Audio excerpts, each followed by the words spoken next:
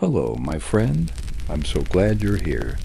Tonight, we're going to take a long journey, not by foot, not by ship, but gently and safely through your mind, through imagination, and through the soft rhythms of story. There is nothing more for you to do. You've done enough today. Everything important can wait. This is your time now, time to unwind, to soften, to let go of the weight of the world. So take a deep breath in slowly and gently let it out. Feel your shoulders sink a little deeper. Let the muscles in your neck relax. Let your jaw hang a little loose. Let the space between your eyebrows go smooth and still. Another slow breath in, and now release, just like that.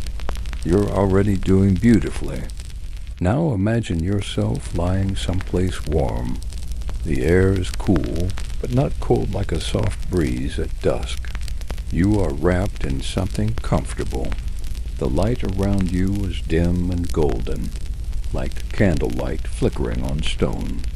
The ground beneath you feels ancient and steady. In the distance you hear nothing modern. Only wind, only faint birdsong. Only the hush of a land that remembers. And tonight, we are going far, far back to a time before electricity, before cities as we know them, before noise, before hurry. Tonight, we will travel to ancient Sparta, a land of discipline, yes, of strength, yes, but also a land of silence, a land of rhythm, a land of pride and beauty, lived in a way so different from today that it feels like a dream now. Our story begins in the valley of Laconia. The sun is just beginning to rise beyond Mount Taygetus, its golden fingers reaching across the olive groves. Dew clings to the wild thyme. The fields are quiet. The air is so still that you can hear the distant echo of goat bells far up in the hills. The light is new, and everything is washed in a calm, honeyed glow. Inside a small stone house, a child is stirring. He is not yet 7, but he knows what today is. His mother stands quietly at the door. She says nothing. Spartan mothers are not known for cooing or cuddling, but her eyes are steady, and in them there is something unspoken, a silent strength passed from mother to child without words. She places a hand on his shoulder for just a moment. He nods. He is ready. Today, he will leave his home and begin the Ake, the rigorous education and training system that all Spartan boys undergo. But for now, in these final moments before that life begins, let us look around. The home is sparse, stone walls, no frills, no decoration. A small hearth in the corner still glows with last night's embers. There are no toys, no blankets with animals on them, only function, only what is needed. And somehow, that simplicity is peaceful. There is nothing to clutter the mind, nothing to distract from the rhythm of living. Outside, the streets are quiet. Not empty, never truly empty, but calm. Spartan life begins early. Farmers are already heading toward the fields. Women carry baskets with strong arms. You can hear the quiet pad of leather sandals on dry earth. A dog barks once, but then settles again beneath a fig tree. As the boy walks toward the training grounds, he passes other children, some older, some the same age. No one giggles. No one runs. They are already learning to walk with purpose, to hold themselves upright, to speak only when needed. In Sparta, silence is a strength. Words are not wasted. And so the Aggie begins. There is no ceremony, no welcome speech, no feast, just a wooden building surrounded by dust and rocks. This is where boys will be shaped into Spartans. Here they will learn endurance, stealth, loyalty, obedience, and above all, fearlessness. But in the beginning it is just strange, cold floors, hard beds made of reeds they must cut themselves. No pillows, no fire, just breath and bone and discipline. But even now, in the stillness of that training hall, there is a rhythm, a soft repetition. Wake, train, eat little, endure, sleep, repeat, and in that rhythm peace can be found. It is a peace that does not come from comfort, but from knowing what is expected, from never being idle, from being part of something larger than yourself. As the sun rises higher, casting long spears of golden light through narrow windows, the boys begin their exercises. Not just physical ones, mental, ethical. They are taught to steal without being caught, not because theft is celebrated, but because stealth and cleverness are. They are punished not for failure, but for being noticed. They are taught to speak in short, sharp sentences, to make every word count. The famous Spartan wit is born here, in quiet corners, where boys learn to speak only when they can say something worth saying. But between the drills, there are other moments, quiet ones. A cool drink from a clay jug shared between friends. A patch of shade beneath an olive tree. The soft scrape of a stylus on wax as one boy writes his name for the first time. These are not memories often spoken aloud, but they live on, whispered through the generations. The hidden tenderness inside the stone. Outside the walls of the training hall, life continues. Spartan girls, unlike those in other Greek cities, are also taught to be strong, to run, to race, to wrestle. They wear tunics short and hair unbound, and they too speak their minds. A Spartan woman is not soft-spoken. She is not silent. She is the foundation of the household, and her words carry weight. Farther away, the river Eurotas winds through the valley like a sleeping serpent. Its waters are cool and clear. Sometimes boys sneak away just to float for a moment, just to hear the world without commands, just to let their limbs go slack. And in that drifting, even for a heartbeat, they remember that they are still children, still dreaming, still free. And now, dear listener, your breathing has slowed. Your body feels heavier. The story is soft around you. The rhythm of Sparta, steady and quiet, is beginning to cradle you. There is more to see, more to learn, but not yet. For now, just rest. Let the olive trees sway gently in your mind. Let the cool stone halls echo faintly. Let the river carry your thoughts like petals on the water. You are safe. You are still. You are exactly where you need to be. The days blend together, one into the next like soft shadows across stone. In the Aggie, the boys rise before the sun and sleep long after it disappears behind the peaks of Mount Taygetus. There are no beds to sink into, no warm blankets. Only woven mats of straw, cool air drifting through open windows, and the soft shuffle of bodies adjusting in sleep. The silence at night is nearly complete, broken only by the sound of slow, steady breathing and the quiet creak of someone turning in their place. In Sparta, the body is trained, but so is the soul. From a young age, every child knows that they do not live for themselves alone. They belong to the city.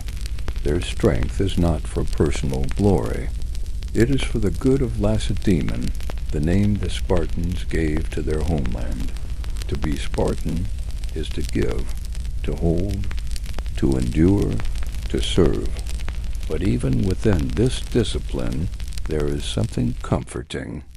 There is a strange peace in knowing one's place, in following the rhythm of the city and being part of something vast and ancient. Imagine it now, walking through the polished dust of the courtyard, the scent of warm earth rising beneath your sandals, a carved wooden spear resting lightly against your shoulder. You don't speak. You don't need to. Everything around you moves in quiet synchrony. The instructors do not shout. They watch. Their eyes are calm and still. A mere glance tells you everything. A shift of posture is enough to correct your stance. A raised brow reminds you to focus. It is a world of small signals and deep, abiding stillness. You begin to learn the old songs the peons sung in unison before battle, their melodies slow and hypnotic, echoing off the stone walls. These songs are not cheerful. They are not tragic. They are steady, solemn, like a heartbeat in the earth. The voices rise together and fall together, and you feel your voice become part of something older than yourself, older than your father, older than the very city walls. And at night, as you lie still on your mat, the melodies linger in your bones. In time, your body grows leaner, stronger. You learn to run barefoot over rough ground without flinching, to lift your shield until your arms no longer tremble. You do not boast. You do not brag. The greatest Spartans are the quietest, the ones who do what must be done without noise, without pride, because that, too, is the Spartan way. There are mentors, older boys who have passed through this path before you. They guide you. They test you. Sometimes they are harsh. Sometimes, when no one is watching, they offer comfort, a folded cloak when the night is too cold, a whispered word when you feel alone. These are not recorded in stone or song, but they are remembered. You begin to notice things. The way light filters through fig leaves in the afternoon, the sound of distant goats on the hills, the rhythm of sandals on marble steps. Even your own breath, soft and even now, becomes something sacred. This awareness, this mindfulness was not taught with words. It was passed down through silence. Beyond the training grounds, the city of Sparta continues in its quiet strength. The elders gather in the Gerousia, the council of old men, their hair silver, their eyes sharp. Decisions are made not in loud debates, but in still, thoughtful circles. Even the kings, yes, Sparta has to speak in measured tones. There is no room for arrogance here. Even royalty is bound by discipline. The marketplace is not like those of Athens or Corinth.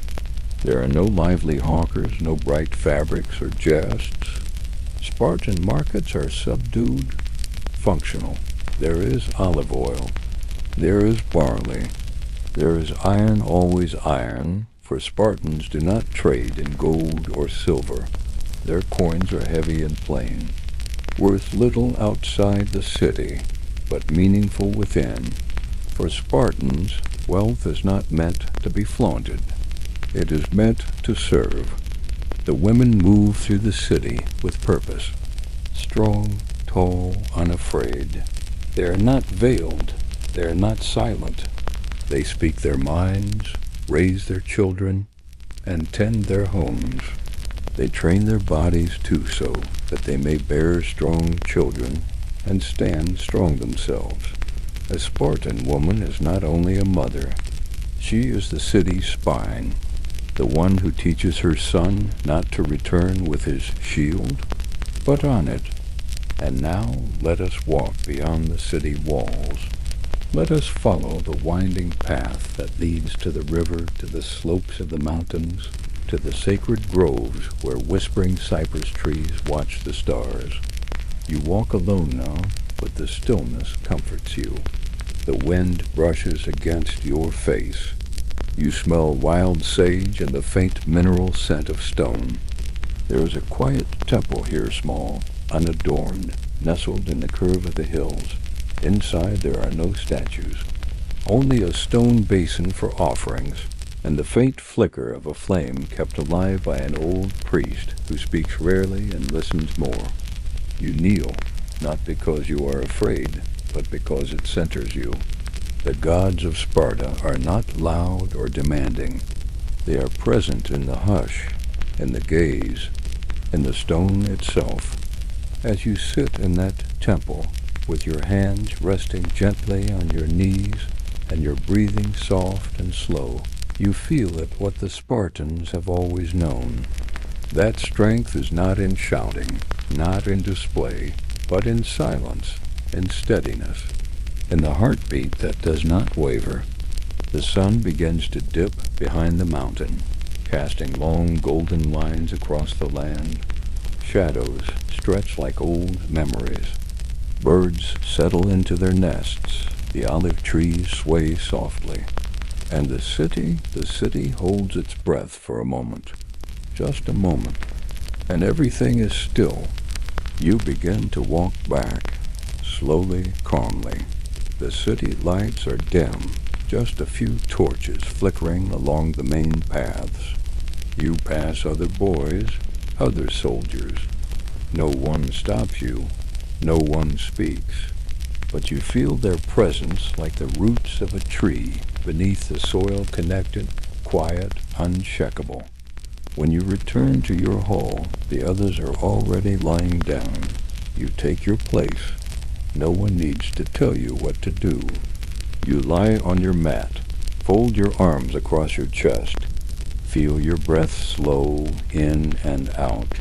The same rhythm as always. The same rhythm as the city, as the river, as the wind. You close your eyes, and Sparta sleeps with you.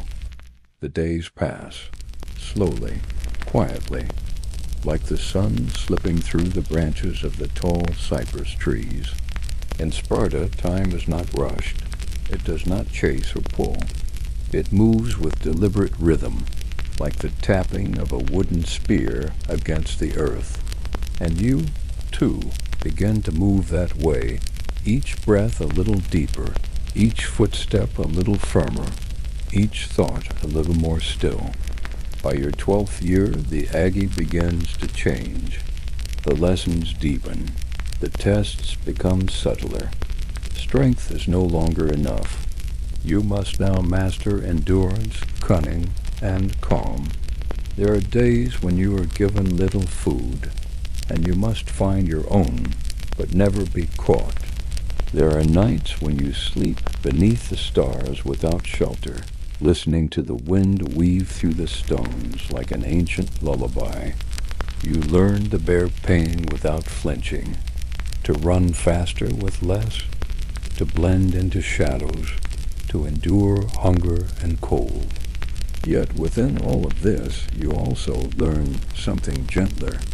You learn the power of watching, of listening, of reading the world through silence. The rustle of leaves tells you if someone approaches. The shift in another boy's stance tells you what he plans before he acts. The world begins to whisper its secrets to you, but only if you are quiet enough to hear them. At 14, you are nearly grown. Your body lean and honed, your gaze steady. You know how to walk silently across dry gravel, how to speak just enough, never more. You do not boast. You do not show off. Spartan pride does not wear armor on the outside. It sits deep in the bones, silent, still. You take part in rituals now, those ancient customs that tie your life to those who came before. At the sanctuary of Artemis Orthia, you stand with the others, as older boys run the whipping gauntlet. Not a punishment, but a rite, a test of courage. The pain is not the point. The point is stillness, endurance, control. Some faint, some bleed, but none cry out. The crowd does not cheer. They watch, silent, respectful. These moments are sacred. The echoes of them will live in your limbs forever. Outside the city, the mountains watch. The peaks are sharp and pale, like broken ivory. The forests grow dark and cool beneath them. And sometimes, when the training grows too hard or your thoughts feel too heavy, just slip away, just for an hour, just long enough to sit at the edge of the river and watch the light dance across the water. You're not alone. The others come, too, though no one speaks of it. It's a quiet pact, a shared silence. You sit together on smooth rocks, legs tucked beneath you, listening to the water carry the day away. And in those moments, even in Sparta, there is softness. At 15, your world expands. You are given more responsibility, trusted with more decisions. You are no longer a child. And yet, there are still so many lessons left to learn. Elders begin to take notice of your progress. You are tested, but not just with tasks or drills. Sometimes the test is a single question, or a long, unreadable silence. There is a lesson from one of the instructors, an older man with sun-creased skin and eyes that never blink. He leads you into the hills, where the thyme grows thick and fragrant. He says nothing for a long time, only walks. When you reach a high stone ledge overlooking the valley, he speaks. To be a Spartan, he says, is not to fight. It is not even to win. It is to live without fear of pain, of loss, or of silence. Then he leaves you there, alone. You sit quietly, watching the river far below, watching the rooftops of Sparta glow gold in the fading sun, and you begin to understand. The silence is not empty. It is full of discipline, full of patience, full of purpose. By the time you return, it is dusk. The others are eating simple barley bread and figs. No one asks where you've been, but one boy nods as you pass. Just once, and that's enough. The next few years continue this way, strengthening the body, calming the mind, honing the will. You become quicker with your hands, lighter on your feet, slower with your tongue. When you speak, people listen, not because your voice is loud, but because it is rare. Spartan nights grow quieter the older you become. You begin to notice the hush in new ways, the way firelight flickers against bare stone, the way a single owl's cry carries through the city, the way your breath softens as you fall into sleep, not from exhaustion, but from contentment. Your dreams begin to shift, too. Once they were of play, of home, of fear. Now they are of marching lines and sacred songs, of shields raised high, and the calm before battle. But always they end the same way, with the image of the river winding through the valley, eternal, peaceful, unchanged. By the age of 18, you are ready to leave the Aggie, ready to serve the Syestia, the common mess hall of Spartan men, where every citizen shares his meals every day without fail. There is no private dining in Sparta, no personal indulgence. You eat together. You train together. You live as one. The Syestia is quiet. The room is low lit, built from rough stone. The food is simple, black broth, boiled pork, dark bread. You sit with others, not in rows, but in a circle. There is no laughter, no banter, only low voices, respectful words. You listen more than you speak. You eat slowly. You feel the presence of those beside you, not as noise, but as strength, And then the games. Not games of fun, but of preparation. You run, you wrestle, you throw javelins in the quiet morning air. You climb the slopes of the mountains with nothing but a cloak and sandals. You feel your muscles respond without thought, your breath steady, your feet sure. You no longer need to think about how to move. You simply move, and it is beautiful. One day you're chosen for a special assignment. You are sent into the wild, alone. You carry nothing but your cloak and a dagger. No food, no guide. This is your final trial. To survive, to observe, to return, not as a boy, but as a Spartan. And so you walk out into the hills, into the pine forests and time-covered ridges. The birds do not startle at your approach. The branches do not snap beneath your feet. You have become part of this land, a breath of it, a shadow in its folds. You find a cave near the high cliffs. It's small, sheltered. You gather branches, you build a fire, you wait, you listen. Your heart does not race, your hands do not tremble. The sky darkens and stars blink awake and you feel ... peace. Here in the wild with no roof, no city. No orders, just wind and stars and silence. You feel most like yourself. And when you close your eyes, you sleep deeply, wrapped in the rhythm of earth and sky. You are no longer a child. You are not yet a full citizen. But you are close, so very close. And as you sleep in that quiet cave, the flames dancing low beside you, the wind whispering through the stones like an old lullaby, you feel something rise in your chest, not pride, not fear, but a stillness, a readiness. You are Spartan. Morning returns slowly to the hills, touching the world with a soft golden brush. The cave is cool and quiet. The fire has died down to warm, glowing coals.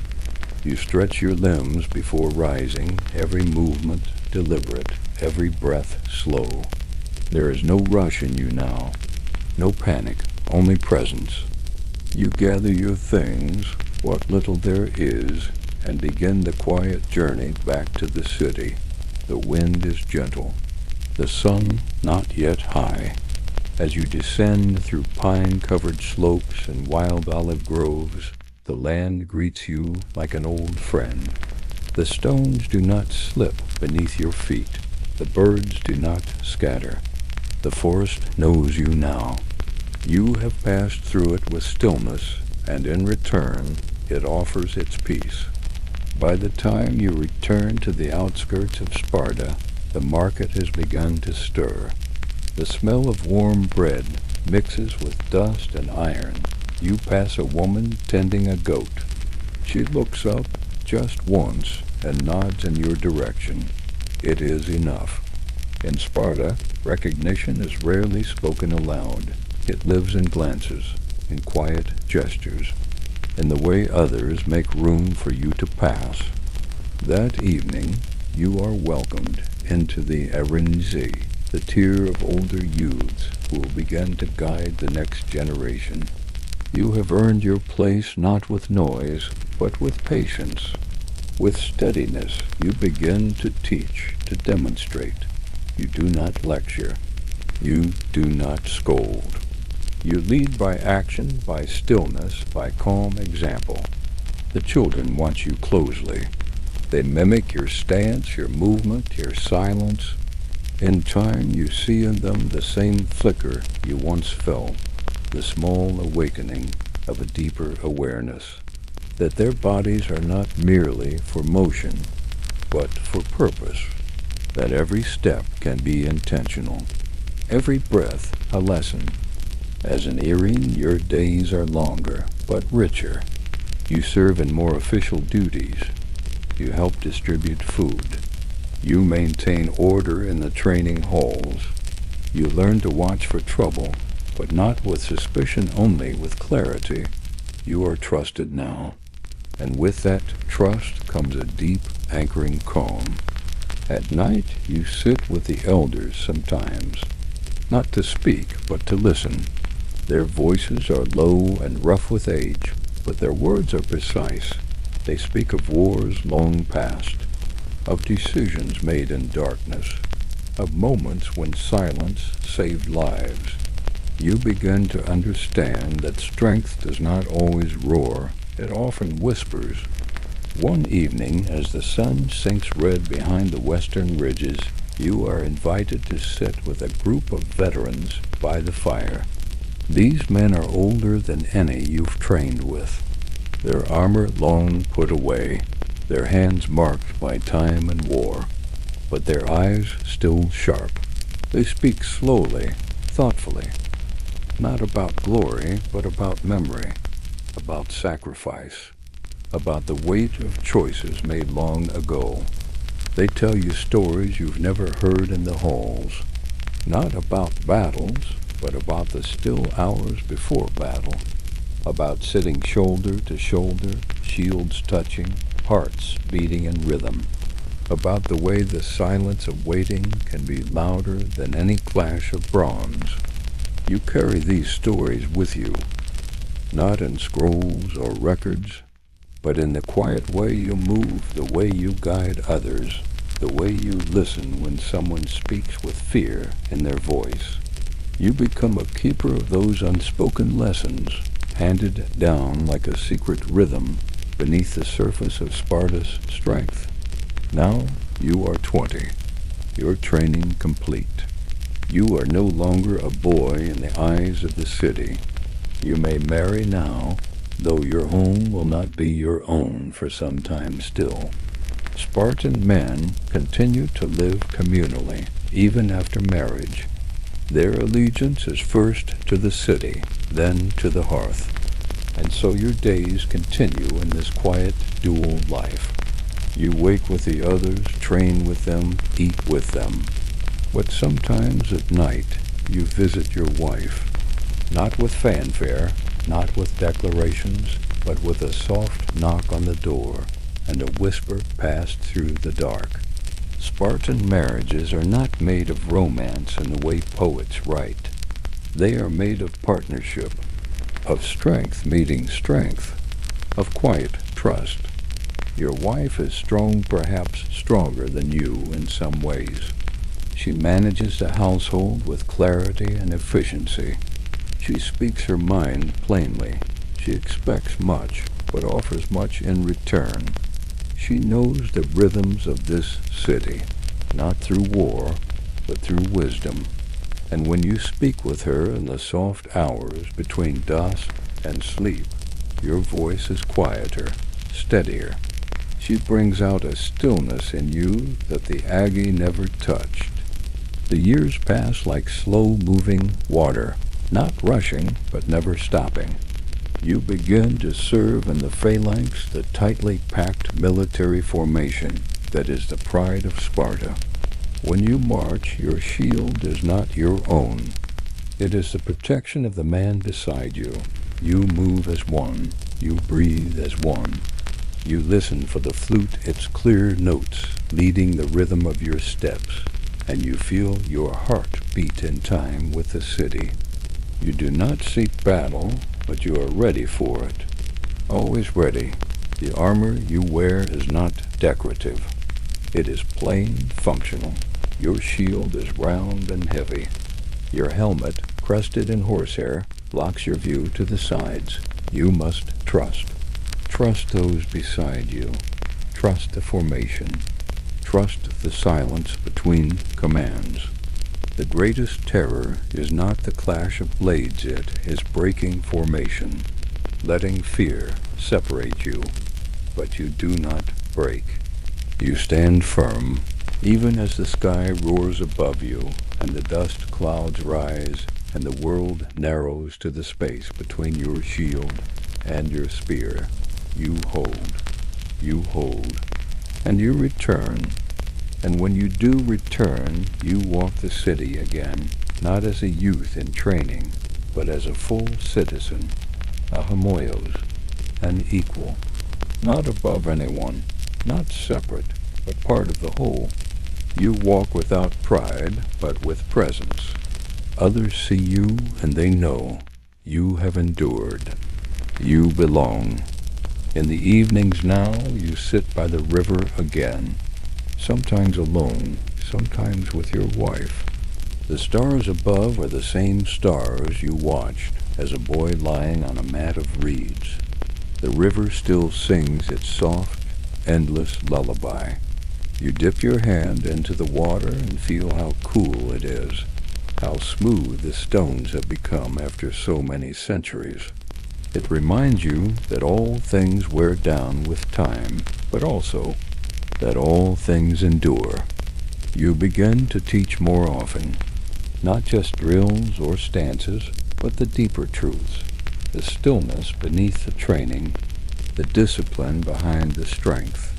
You tell your students, Sparta is not built on power, it is built on calm, on clarity, on the quiet certainty that you are part of something greater than yourself. And when they nod, when they stand a little taller, when their words grow fewer and their thoughts more focused, you know the rhythm is being passed on again. Even now, as night falls over the rooftops of Sparta, as torches are lit and sandals are placed by doorways, as silence falls like a blanket across the valley, the city does not sleep in fear. It sleeps in strength. Not strength of the sword, not strength of pride, but the strength of stillness, of breath, of calm. And you sleep too, wrapped not in silk, not in wealth, but in the quiet rhythm of a life shaped by discipline, purpose, and peace. You are Spartan. Time continues its slow, even passage. In Sparta, change does not come quickly, nor does it seek attention. It arrives like mist curling over the mountains, quiet, almost unnoticed, until one day you realize that your youth is gone. You do not mourn it. You do not miss it. You wear your age like your armor, simply without vanity. Now in your 30s, your days move with grace. There is rhythm in everything you do. From the way you fasten your cloak each morning, to how you eat your barley bread with olive oil at the Syestia, to the low, deliberate tone you use when offering counsel. The younger men now look to you, though they never say it aloud. They watch how you move, how you wait before you speak, how you listen. Listening, truly listening, has become a kind of power. In your youth, you trained your body.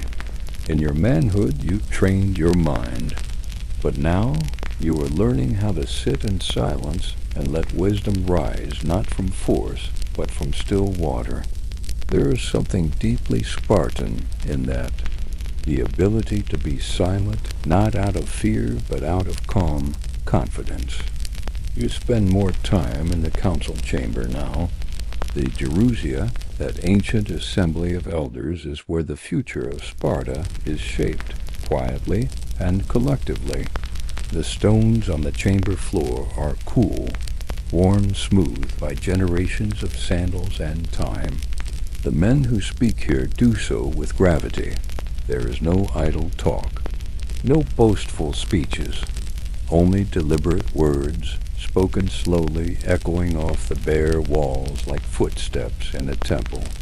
When you return home in the evenings, your wife is usually in the courtyard, tending to the herbs, rosemary, thyme, and mountain tea. She greets you not with sweetness, but with strength. Her eyes meet yours, steady and clear.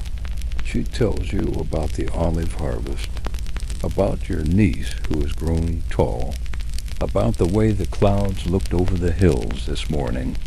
These are not trivialities. These are the threads of your shared life, woven quietly over years of mutual respect. On some evenings you light a single oil lamp and sit together in silence. The light flickers gently on the clay walls. Outside, cicadas hum softly in the brush.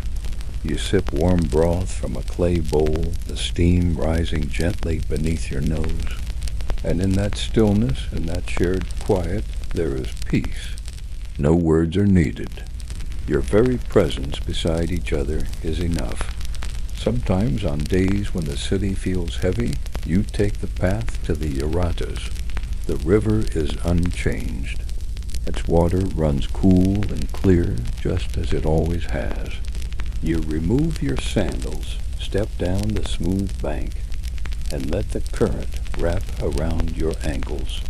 You remember the first time you came here years ago, during your trials, back when your heart raced with uncertainty. Now it beats slow and strong. You know who you are. You know the shape of your place in the world. And it is not grand or decorated, but rooted like the old plane tree beside the river, thick with time and patience. Children pass by, running barefoot, their laughter soft and brief like birdsong. They nod respectfully when they see you. You nod back, a quiet recognition.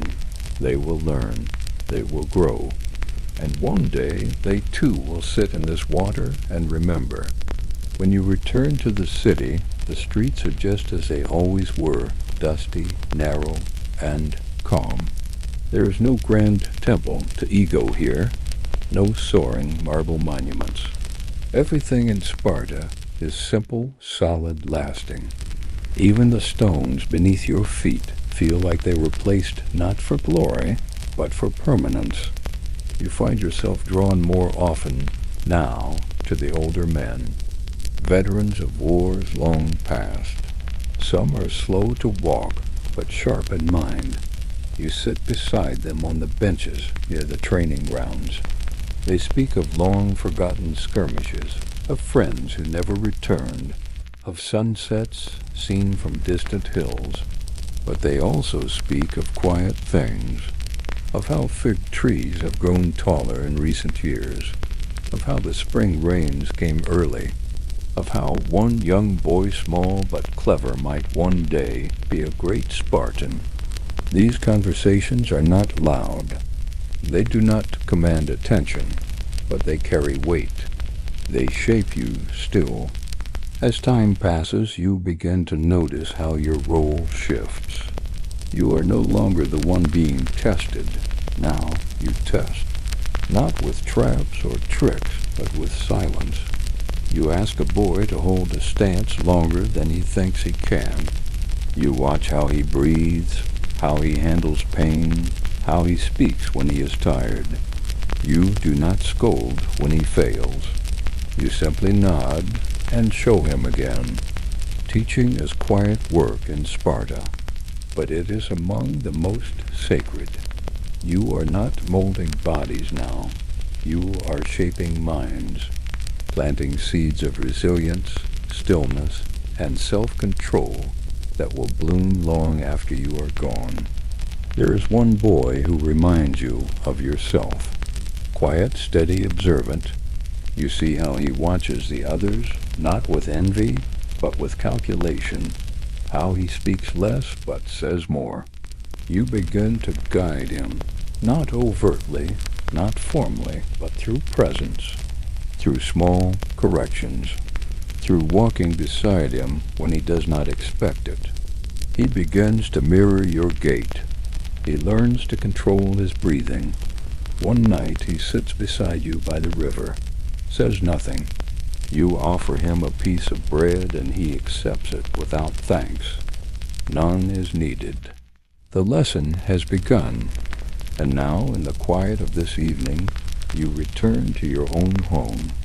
The sky above Sparta is a deep, endless blue. A few stars already shine, blinking softly like distant beacons. The city is quiet. The fires burn low.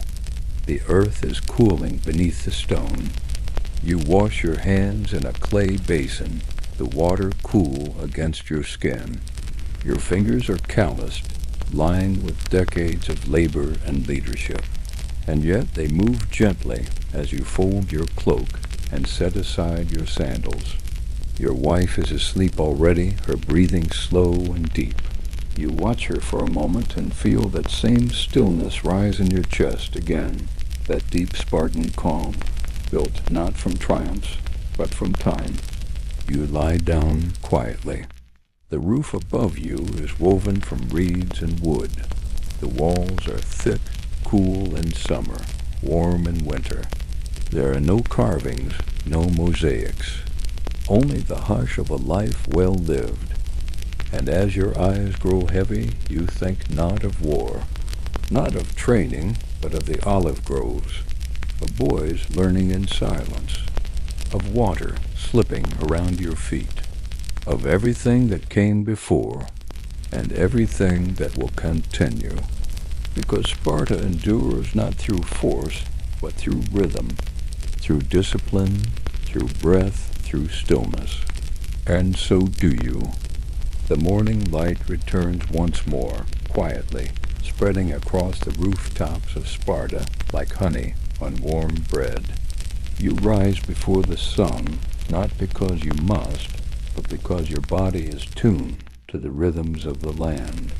You stretch in the cool silence, letting your joints move with practiced ease, and step outside into the crisp air. There is dew on the stones. The world feels clean, still, undisturbed. The streets of Sparta remain much as they always have, simple, winding, marked only by the steady footsteps of generations. As you walk, you notice the faint smell of smoke rising from the hearths, and the delicate sweetness of crushed time beneath your feet. Even the earth here seems calm, as though it too has learned the Spartan way of stillness. Today you will visit the training grounds again, but not to drill, not to shout. Instead, you are there to observe, to offer quiet guidance. Your presence alone is a lesson now, your posture, your movements, your tone. The younger ones notice when you appear, their backs straighten, their eyes sharpen. They do not seek your approval with words, but with precision. You sit beneath the old tree at the edge of the grounds, its roots knotted and deep, its branches casting wide arms of shade. This tree, older than any man in the city, has witnessed centuries of boys becoming Spartans. It has seen drills, trials, injuries, victories, and always it stands without motion, without complaint, exactly as a Spartan must. A group of boys begins a quiet march across the dust-packed yard. You watch their formation, how they carry their shields, how their feet meet the earth in unison. You don't speak. You simply observe. When one falls out of line, the others adjust seamlessly. There is no blame, no pause. The rhythm carries on. This is Sparta, not just the muscle and metal, but the discipline of movement, the grace within control. It is a way of being, as natural now as breathing. Later, a young trainer sits beside you beneath the tree. He has questions about a boy who speaks little and often chooses solitude. You smile faintly and answer with a story. Not a lecture. Just a moment from your youth about the way silence can be a form of thought. That some warriors speak with their hands, not their mouths. The trainer nods. You see in his face the seed of understanding being planted. And so you stay a while longer. You do not rush to leave. You let the day unfold with slow purpose. The sun climbs, and the dust glows gold. The sound of sandals against stone is soft, rhythmic, like the turning of a millstone. Later you walk to the outer edge of the city, where the fields stretch into the distance, and the mountains rise beyond. You are not needed here, but you like to come, to see the land as it breathes. A few farmers wave as you pass, others simply nod. You are part of their world, too. not above it. You pause beside an orchard of fig trees, their wide leaves whispering in the breeze. The fruit is not yet ripe, but it sways gently, patiently. Everything here grows slowly, quietly. You run your hand along the rough bark and think of how like it is to the city itself weathered, strong, unpretentious. On your way back, you stop by the public fountain. The water is cold, drawn from deep underground, and it runs through carved stone channels into wide basins. You dip your hands in, wash your face, and drink deeply. The taste is clear and sharp, like melted snow. This water has served your people for centuries. It has no need to change. As the sun begins to dip once more, casting long shadows across the streets, you return home. Your wife is preparing supper. You see her silhouette through the open doorway, her hair pulled back, her hands skilled and steady as she works the bread dough. She hears your steps and doesn't turn. She knows it's you. In Sparta, a household doesn't buzz with chatter. It hums with rhythm. She places the bread into the hearth oven, wipes her hands, and greets you with a soft look. No words, just shared quiet. You've both earned it. You sit together on low stools as the fire crackles. The smell of warm grain and herbs fills the space. You eat, slowly savoring each bite. She tells you of the marketplace, how the olive harvest will come early this year, how a neighbor's child recited her first poem. These are the victories of peace, as important as any won with blade or shield. Later, as the night thickens and the hearth fades to red embers, you lie on your sleeping mat with your hands resting across your chest. The roof creaks faintly in the wind. Outside, the stars blink awake, one by one. You stare at the beams above and feel the breath leave your body in long, slow waves. You do not count the years ahead. You do not dwell on the years behind. You live in the rhythm of now. And just before sleep comes to claim you soft as river fog, slow as an olive branch swaying in dusk, you hear, far off in your memory, the sound of young feet marching, of sandals brushing dust, of flutes echoing through the hills, and you smile. Sparta endures. And in your stillness, so do you. Morning returns with the same gentle rhythm, not sudden, not loud. The sky shifts from deep violet to pale rose, then to the soft gold of early light. You awaken slowly, without alarm. Your body knows the time by the weight of the air, by the bird song filtering through the clay shutters, by the quiet rustle of your wife preparing the hearth. There is no urgency, no rush. In Sparta, everything has a place. Everything has a pace. You rise, stretch slowly, and step into the courtyard where the stones are still cool beneath your feet. A pitcher of water sits waiting.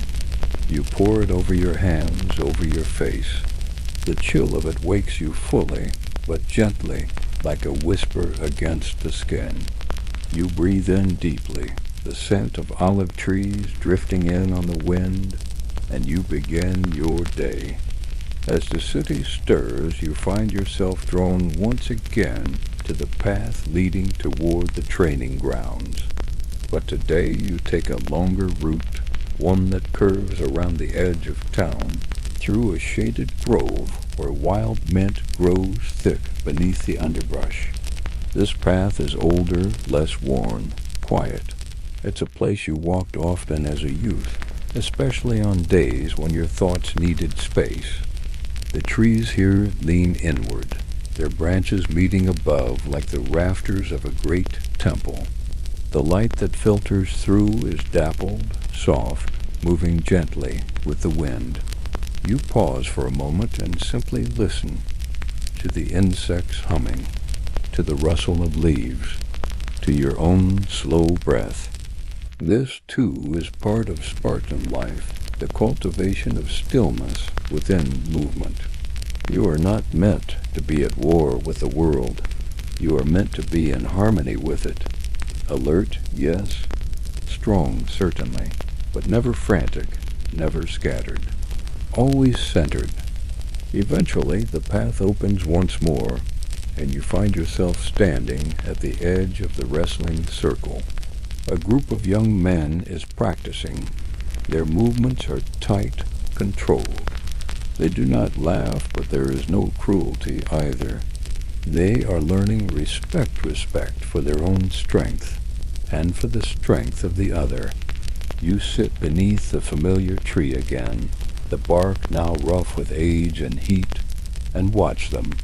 You notice everything, the slight shift in a stance, the moment of hesitation before a grip, the instant a student finds balance, not just in his feet, but in his mind.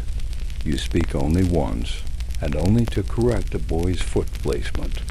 He nods silently and tries again. Better this time, closer to what it should be. Later, when the heat has grown heavy, the group disperses, and one of the instructors approaches. He speaks quietly, asking for your judgment, not just of skill, but of character. You think for a while before answering, because in Sparta, the measure of a man is never just how he fights, but how he holds himself before and after the fight. You return home when the sun is high, casting short shadows on the walls of the city. Your wife is in the shade, weaving. The loom creaks gently beneath her fingers.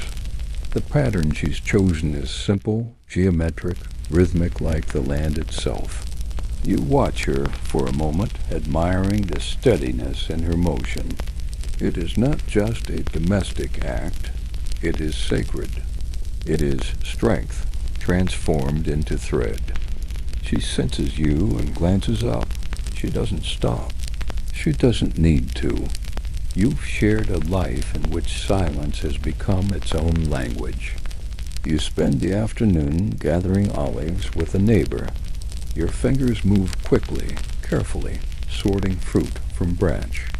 The work is not glamorous, but it is grounding. The rhythm of it connects you to the land, to the thousands who came before, who stood on this same earth and did this same thing. There's a kind of pride in it, not the loud, swelling pride that burns and fades, but the deep, quiet pride that lives in the bones. You are part of a people who live simply, who train hard, who speak plainly, who endure. Later that night you are called to the council again. The room is candlelit, filled with the low voices of men who have served long and well. The topic is serious border patrols, food stores, preparations for drought. Every man listens more than he speaks. Every suggestion is considered with care. There is no rush to decide. No one interrupts. Silence is not feared here. It is honored. When the council ends, you walk home alone. The streets are empty. The moon is high. Your sandals make soft sounds against the stone. The city breathes beneath you, slow and steady. You think of the boy you mentored, now nearly grown. You think of the olive trees and the river and the wrestling circle. You think of the way Sparta changes and yet does not. Always quiet, always strong. At home, the oil lamp flickers low. Your wife is asleep, her breathing deep and calm. You lie beside her, the blanket pulled lightly over your chest, and let your eyes close. Your last thought is a simple one. The shield is still whole. The line is still strong. And you are exactly where you are meant to be. The days have grown shorter, and the winds carry a new chill. The olive groves whisper more often now. rustling with dry leaves that spiral gently down to the ground. Even the city moves a bit more slowly, as if Sparta herself is preparing to sleep through the colder months. You rise later these days, not much later, just enough to feel the morning warmth linger beneath the blankets. Your body speaks softly to you now, through the creak of your knees, the tightness in your shoulders, the heaviness in your hands. You listen with respect. You do not push. You move with care. After all, everything in your life has prepared you for this kind of strength, the quiet kind. You dress slowly. The woolen cloak is heavier now, a darker brown dyed from roots and earth. The sandals are still sturdy, well worn. You tie them with familiar ease. Outside, the morning air smells of smoke and cool stone. You breathe it in deeply. It carries memory. The boy you've been mentoring meets you at the corner near the old well. He walks beside you now, taller than before, his voice deeper but his eyes still searching. He does not ask for lessons anymore. He simply walks with you, watching, listening, breathing in the calm you wear like armor. You visit the river together. The Eurotas is quieter this season, its banks lined with yellowing grass and frost-tipped reeds. You sit on the same stone you've always favored, and he finds his own not far away. Neither of you speaks for a long while, and it feels right. The silence is not empty. It is filled with understanding, with shared presence. Finally, you speak not with instruction, but with memory. You tell him of the first time you stood in the phalanx, the way your shield felt impossibly heavy, how the flute led the pace, and how your breath synchronized with those beside you until fear vanished, until there was only rhythm, only the steps, only the line. He listens without moving. When you finish, he doesn't respond, but you notice the way his fingers tighten slightly around a stone near his knee. He's storing your words, keeping them. He'll carry them forward, as you once did. On the walk back, you take a different Route 1 that leads past the old training fields. They're quieter now. Many of the boys have gone to help with the harvest or patrol the borders, but a few remain, running drills in small groups. You pause to watch them, your hands folded calmly behind your back. One of them stumbles on a turn, loses balance, falls.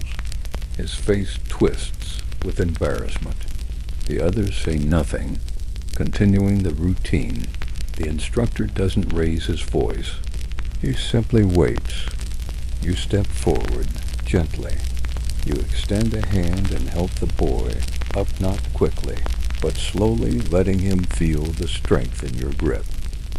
You adjust his feet, reposition his knees. Then you nod. Just once. He tries again. This time he does not fall. You say nothing more. Your role here is not to lead with words, but with presence. As you continue walking home, a soft breeze carries the scent of pine and smoke from the upper hills. The air is quiet enough that you can hear someone hammering far off, perhaps a blacksmith at work. The sound is rhythmic, steady. It echoes off the stone walls and fades as you pass through the shaded lanes. Your wife is waiting at home. She has prepared a small meal bread, olives, and hot broth that smells of onion and marjoram. You sit across from one another as the oil lamp flickers. The walls around you are bare but clean, the hearth swept, the pottery set neatly along the shelf. There is no need for luxury. Every item here has purpose, and in that purpose there is peace. After supper you sit outside, wrapped in your cloak, watching the last light drain from the sky. The stars blink into view slowly. You name them silently in your mind, tracing their patterns with your eyes: Orion, the hunter, and the Pleiades, the sisters. You remember being young beneath this same sky, lying on your back in the fields after drills, the cool earth pressed against your spine, the ache in your limbs still humming. You remember how the stars seemed farther then, brighter, full of questions. Now they seem closer, familiar, quiet companions.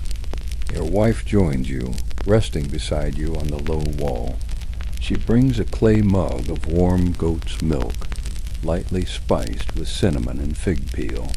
You sip it slowly, letting the heat move through you, soothing and soft. You speak softly about the day. She listens. Then she speaks of her own, about a neighbor who gave birth, about a flock of geese loose in the hills, about the changing weather. The conversation is simple, but each word lands gently. There is no rush, no need to entertain, only sharing, only being. When the chill deepens, you retreat indoors. The coals are still warm in the hearth. You add a piece of kindling, watching it catch slowly, the flame curling upward in a soft orange bloom. You sit beside it, your back against the wall, your legs stretched out, the warmth reaching your hands. You let your eyes close, just for a moment, and in that moment you are everything Sparta ever asked of you, not loud, not fierce, but steady, disciplined, calm and whole. The days have grown shorter, and the winds carry a new chill. The olive groves whisper more often now, rustling with dry leaves that spiral gently down to the ground. Even the city moves a bit more slowly, as if Sparta herself is preparing to sleep through the colder months. You rise later these days, not much later, just enough to feel the morning warmth linger beneath the blankets. Your body speaks softly to you now, through the creak of your knees, the tightness in your shoulders, the heaviness in your hands. You listen with respect. You do not push. You move with care. After all, everything in your life has prepared you for this kind of strength, the quiet kind. You dress slowly. The woolen cloak is heavier now, a darker brown dyed from roots and earth. The sandals are still sturdy, well worn. You tie them with familiar ease. Outside, the morning air smells of smoke and cool stone. You breathe it in deeply. It carries memory. The boy you've been mentoring meets you at the corner near the old well. He walks beside you now, taller than before, his voice deeper but his eyes still searching. He does not ask for lessons anymore. He simply walks with you, watching, listening, breathing in the calm you wear like armor. You visit the river together.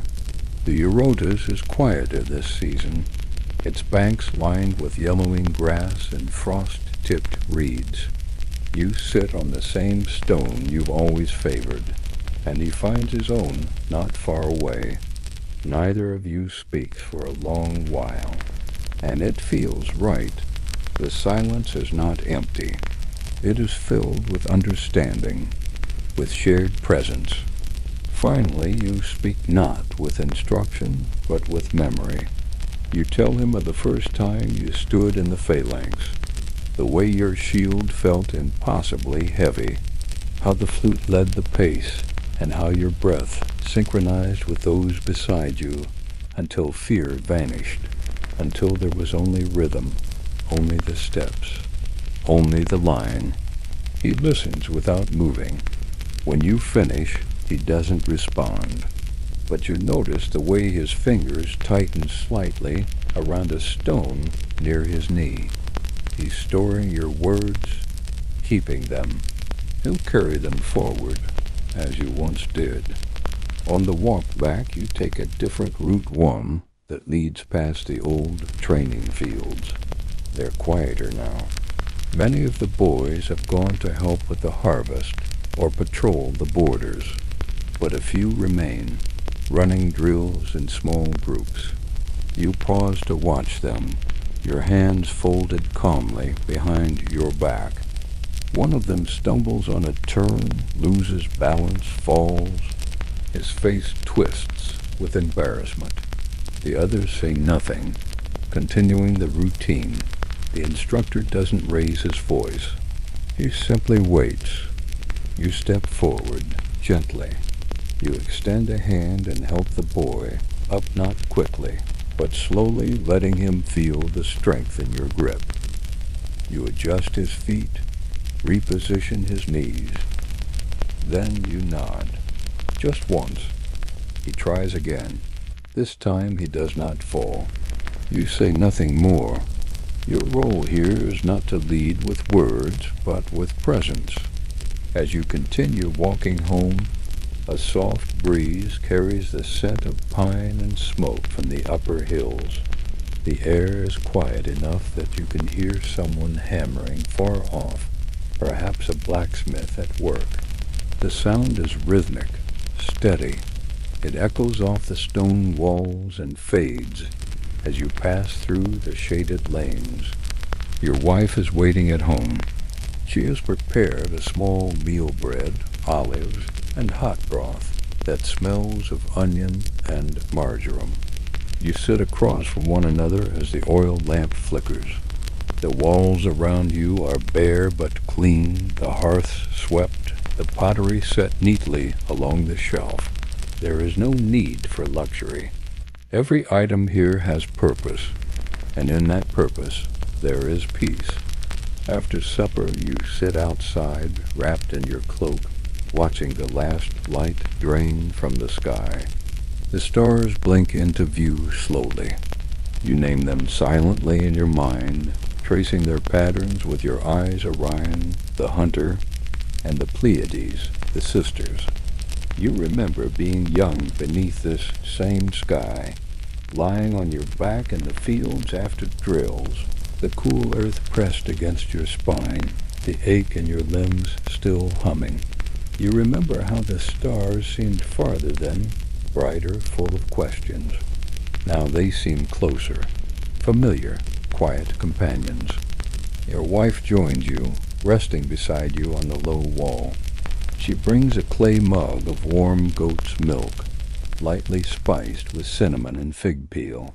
You sip it slowly, letting the heat move through you, soothing and soft. You speak softly about the day. She listens. Then she speaks of her own, about a neighbor who gave birth, about a flock of geese loose in the hills, about the changing weather. The conversation is simple, but each word lands gently. There is no rush, no need to entertain, only sharing, only being. When the chill deepens, you retreat indoors. The coals are still warm in the hearth. You add a piece of kindling, watching it catch slowly, the flame curling upward in a soft orange bloom. You sit beside it, your back against the wall, your legs stretched out, the warmth reaching your hands. You let your eyes close, just for a moment, and in that moment you are everything Sparta ever asked of you, not loud, not fierce, but steady, disciplined, calm and whole. The days move on, slowly and gently, like wind gliding across the tall grass of the valley. You no longer train, you no longer patrol, but you are not idle. A Spartan never retires, he shifts. He softens into wisdom. He sinks deeper into the rhythm of the city, becoming part of its breath. You spend your mornings in small, deliberate ways, tending the hearth, inspecting your tools, sitting with your wife beside the olive press, watching the dark green fruit become golden oil. You hold the rhythm of the press in your mind, the slow turn of the stone, the glisten of oil under sunlight, the soft scent of fruit and earth. There is something deeply satisfying in this work. No rush, no audience, just quiet progress. Sometimes younger men come to your door with questions, not always about battle or training, sometimes about crops or disputes or the meaning of a law. You welcome them into your courtyard, offer them water or figs, and speak slowly. You do not solve their problems for them. You ask questions. Let them find their answers. Let them build strength in silence. Your presence now is like the shade of an old tree. You do not move much, but you provide comfort. You cast calm over others. In the afternoons, you visit the temple of Artemis Orthia. It stands near the edge of the city, plain and square, its columns worn smooth by wind and time. There are no grand decorations, no gold, just a quiet inner sanctum where a single flame burns low in a bronze bowl. You bow your head when you enter, not out of fear, but out of gratitude. This place has held your prayers since boyhood, for strength, for courage, for clarity. Now you give thanks only for stillness. You sit for a while on the cold stone bench. The floor beneath your feet is swept clean. The air smells faintly of myrrh. You close your eyes. You don't speak. You let the hush fill your chest like warm water in a basin. You feel your breath slow. You feel your shoulders drop. Your heart quiet. Later, outside the temple, you watch two young boys chase one another along the road, bare feet slapping the dust, tunics flapping behind them. Their laughter is brief, quickly silenced as they notice you. They stop, straighten, nod respectfully. You return the gesture with the faintest smile. Then you walk home through the olive groves, your hands tucked behind your back, the sun glinting softly off the river beyond. Each tree you pass holds memory of drills beneath their branches, of whispered conversations, of nighttime watches, lying against their roots, listening to the wind speak through the leaves. You know this land, not just its paths and slopes, but its silence, its patience, its wisdom. That evening, your wife prepares lentil stew, thick with herbs and a single bay leaf. You eat slowly. The room is warm. The fire crackles. You speak of a story you remembered while walking one about your old mentor, and how he once corrected your shield hold with only a glance. She smiles, her eyes crinkling. She remembers him too. He once taught her brother. You both fall into soft memory, passing it gently between you like a bowl of warm broth. After dinner, you sit on the threshold of your house, looking out at the quiet city street. The lamps burn low in the distance. You can hear the muffled sounds of families settling in, children being told to sleep, goats nudging into pens, shutters creaking closed. Above, the stars open wide like an ancient scroll filled with patterns you've traced for years. You rest your hands on your knees. You breathe, and somewhere in that breath, you feel the entire city breathing with you. You have lived a full life, not of wealth, not of fame, but of purpose. You were shaped by discipline, softened by age, deepened by silence. And as the moon rises high over the rooftops, casting silver light across the stones, you feel no need to hold on to anything. You are part of Sparta, and Sparta is part of you. Morning comes with fog today, a soft, drifting veil across the valley that mutes every sound, turns every surface gentle. You awaken not from sound, but from sensation. The faint shift in the light, the cool kiss of air through the stone shutter. It feels like the earth itself is whispering to you, telling you to move slowly, to carry no urgency. You listen. The hearth still holds a faint orange glow, the last warmth of the coals your wife stirred last night. You add a small handful of dry reeds and blow gently. The flame stirs, catches, crackles alive.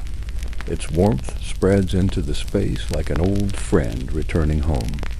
You boil water and make tea with mountain herbs, dittany, pennyroyal, and the dry stems of fig leaves.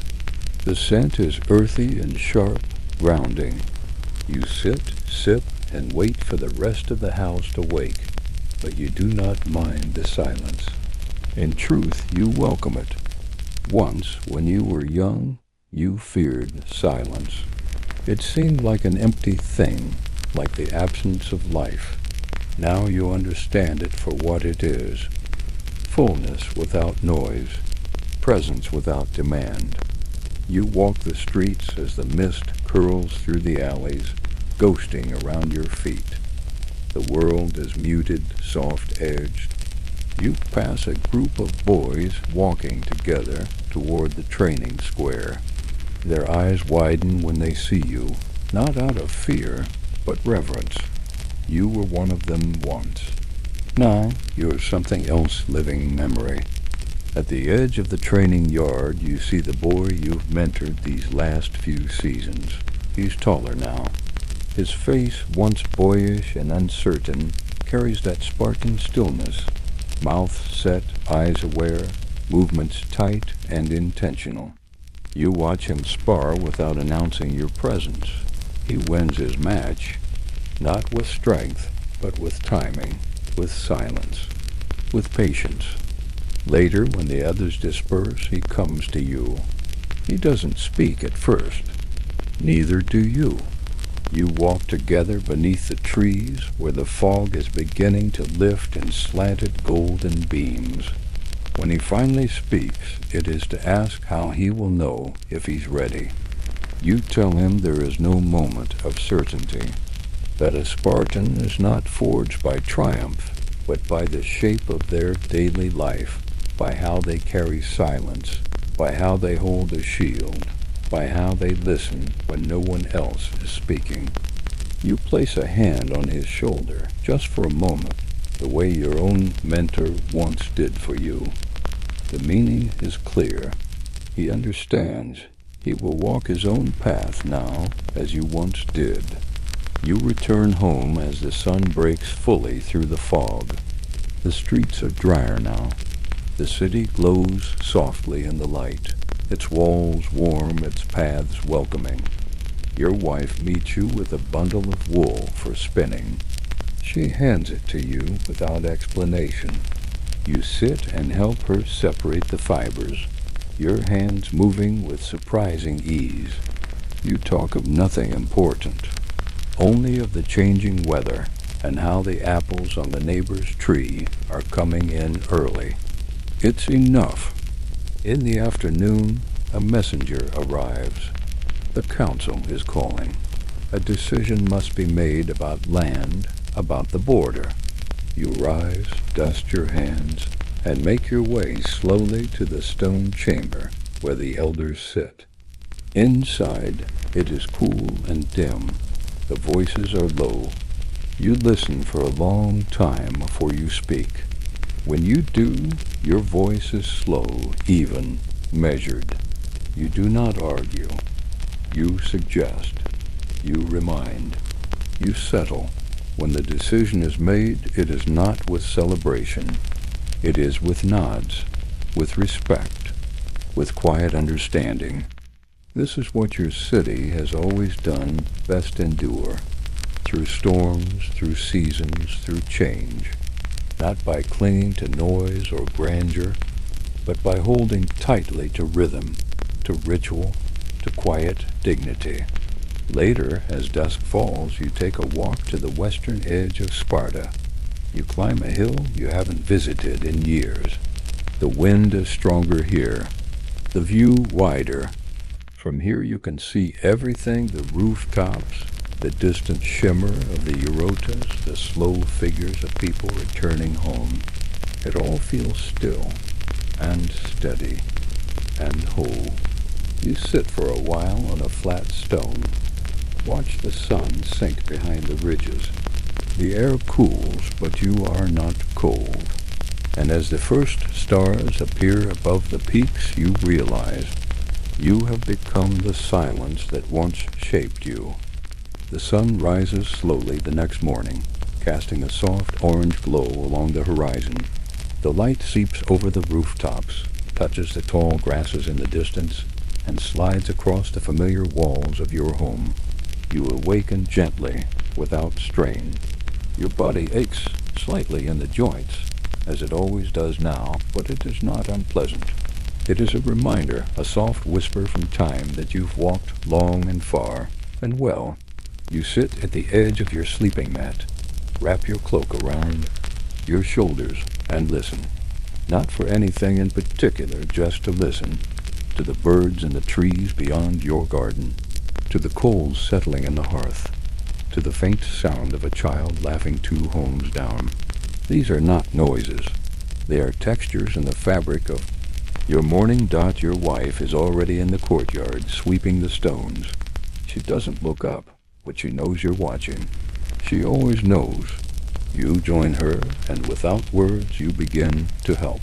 The broom in your hand is rough, simple, worn from years of use. Together you move in rhythm, clearing the leaves, the dust, the fallen petals of a fig blossom. The morning passes with a gentle shuffle of feet and bristles, peaceful, steady. When the sun has climbed higher, you walk once again through the agora, the public square, where market stalls are simple and conversations are measured. No merchants shout. No one begs. A Spartan market is a place of essentials. You stop to inspect olives, touch the coarse weave of wool, exchange nods with a man you once trained beside many years ago. His beard is full now, his hands weathered like yours. He smiles. Quietly, you return home with a handful of garlic bulbs and a small jar of honey and indulgence. But your wife will smile when she sees it. She does. She places the honey on the shelf with care, the way one might place a gift in a shrine. Not because it is expensive, but because it is rare, and in its rarity, precious. That afternoon, you are invited to speak with a group of young men preparing for their first duties outside the city. They sit on stone benches beneath a cedar tree, backs straight, hands on knees, their sandals dusty.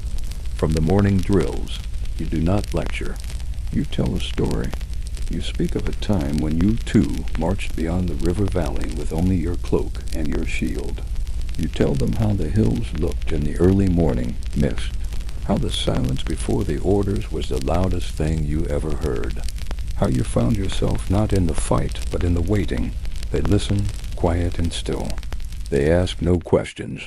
They don't need to. The meaning, like all things Spartan, lives beneath the surface. When you return home, your wife has drawn water from the well.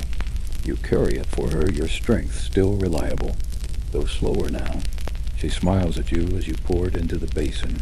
That smile is full of years, of battles endured, not on fields, but in homes and halls, and the silent moments between. Evening comes with its usual hush. You sit outside again, the air cooler now. A soft breeze carries the smell of the river and something faintly smoky from distant cooking fires. The stars blink into view like old friends. You trace their shapes in the dark, the bear, the hunter, the sail. You've known them since childhood. And as you sit in that stillness, your body wrapped in your old cloak, the weight of the day lifted, you think once more of what it truly means to be a Spartan. It is not just about battle, not just about strength. It is about discipline in movement, silence in thought, grace in age. It is about knowing what to carry and what to set down. And tonight you carry nothing but breath. You close your eyes and the wind moves gently across your brow. The hearth is warm, The city is still, and you are home. The air is cooler now, and the leaves begin to change. Not all at once. Spartan trees are slow to shift, but the fig leaves curl at the edges. The olives grow heavier, and the skies stretch clearer and wider above the valley. With each passing day, the quiet becomes more pronounced, more present. Even the city itself seems to exhale more slowly. You find yourself walking less far now.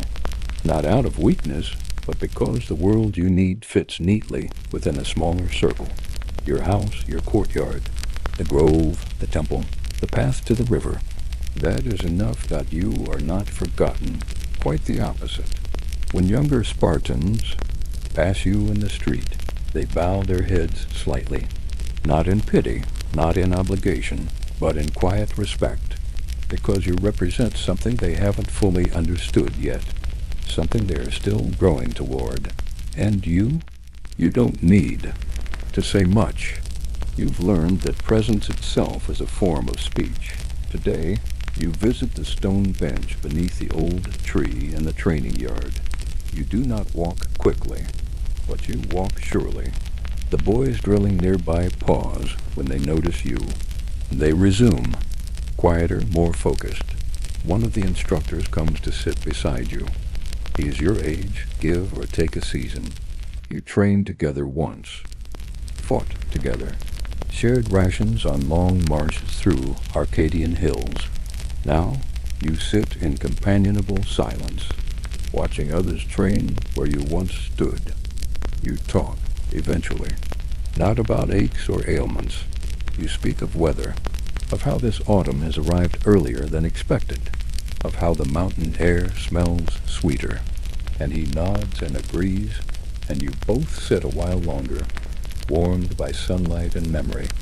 That evening, your wife prepares a dish from your youth barley with wild greens and bits of salted fish. You eat slowly, thoughtfully, and each bite brings back not just taste, but time. You tell her a story you haven't told in years about a festival. Night when you and your training group snuck away to float in the Eurotas beneath the full moon. She laughs quietly, and her laugh is softer now, but no less joyful. You light the lamp yourself that night, striking the flint with practiced ease, watching the flame rise from the wick like a breath released. The light glows against the wall, casting slow-moving shadows.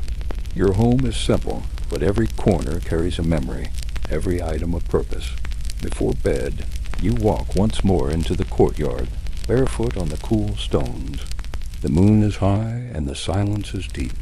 You stand still, hands at your sides, breathing in the night. The air tastes like cold thyme and smoke.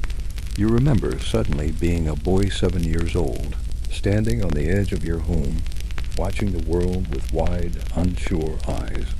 That boy never knew what would come, but you did it. You lived it. You stayed the course. You whisper, just barely, you did well. And with that, you return inside, remove your cloak, and lie down. The blanket over you is warm, but warm. The mattress low and firm. Your wife turns in her sleep, and her breath is even. You let your body grow heavier. You let your thoughts grow softer. And just before sleep takes you, you think of the olive trees still, routed, enduring just like you.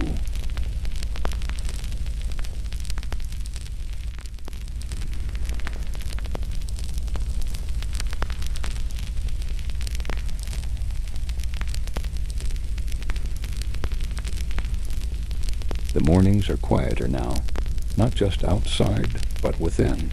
Your body no longer moves before thought. Each step is measured, each breath a little longer, a little deeper. But none of it feels like loss. It feels like slowing down to match the world's most natural rhythm, the rhythm of the earth, the rhythm of stone. You don't visit the training grounds anymore. You've done your part. Now the boys are men, and the men are teachers, and the silence you once shaped is shaping others. Instead, you spend more time near the river, the path. There is familiar, worn by your own sandals across a lifetime. The grass bends softly beneath your feet. The wind carries the scent of pine and cool soil. You walk with a stick now carved from a cypress branch long ago, but it's not for weakness. It's for steadiness and presence. And sometimes, for memory dot, you reach the wide, flat stone near the bend in the river. It has always been yours. Since you were a boy, since your first trial, since the long marshes and the silent watches and the return home from battle, again and again. This stone has waited for you each time. You sit slowly. Let the sun warm your shoulders. Let the wind comb your hair. Let the river speak. It doesn't rush. It murmurs. It tells stories in a tongue only the still-hearted can understand. You close your eyes and listen. You remember laughter, the restrained kind, shared over lentils, in the mess hall, over clumsy spear throws in youth, over awkward blessings before marriage, over memories later when wounds had faded and scars had become stories. You remember the sharp smell of hot iron and the copper tang of blood, the dry heat of midday drills, the heavy thump of feet in formation, the way the flute led you into battle, its melody so calm, so unnatural in its serenity that it silenced fear before it could rise. You remember your mother's hands, dry, lined, firm. You remember her eyes dark and still like water held in a clay bowl. You remember the day she handed you over to the city, her grip strong but unshaking. And you remember the way she turned and walked away without looking back. You understand her now more than you ever did then. You remember your first mentor's voice, not loud, not cruel, just firm, just clear, and how much power could exist in one quiet look. You learned more from his silences than from any speech. You remember the boy you mentored. He grew strong, quiet, purposeful. He became what he was meant to become. He took your place without ever asking for it, and you gave it freely, without pride, without regret. That, too, was the Spartan way. You remember your wife's touch on your shoulder in sleep, the small sound she made when she laughed, the way she always knew when something was wrong, even when you said nothing, especially when you said nothing. She is not here now. She passed last winter, quietly, without fear. You were at her side. You held her hand and said no parting words. You only looked into her eyes and breathed with her until she didn't anymore. The way Spartans say goodbye with stillness. You think of her now, and the thought brings warmth. Not sorrow. She lived well. She lived fully. She met death the same way she met you, steady, with clarity, with strength. The river continues to flow. You place your hand on the stone beside you, the same stone you've leaned on for most of your life. It has not changed. You smile softly. When you return to the city, the younger men greet you respectfully. One of them offers to walk with you. You accept, not because you need the help, but because you remember what it meant when someone let you walk beside them. In your youth, you say little, but as you pass the walls of the old training yard, the trees, the carved stone basin, the bench near the Aggie, he asks you one question. Was it difficult? And you pause. You think and you answer, no, it was honest. He nods, and he understands. That night you eat simply, sleep deeply, dream gently, and in your dreams you are not old. You are not young. You are simply still. And stillness here is everything. The final season of your life arrives not as a storm, but as a sunset. Not as a tearing away, but as a quiet laying down. The leaves fall gently in the courtyards. The olive branches bend with fruit, their silver-green leaves catching the low sun like blades of light. The streets grow more still, the days shorter, and you who have known Sparta through every season begin to feel time pressing more gently against your skin. You no longer walk far. You no longer speak often. But when you do, people listen. Your voice is slower, deeper, like a drum sounded, only at dusk. And like the drum, it does not speak to be heard, it speaks to be remembered. You spend your days at home, the same stone house that has held your life since youth.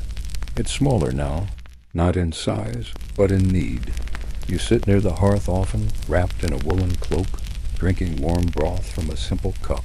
You trace the cracks in the wall with your eyes. You know each one by heart. Sometimes the younger generation comes to sit with you.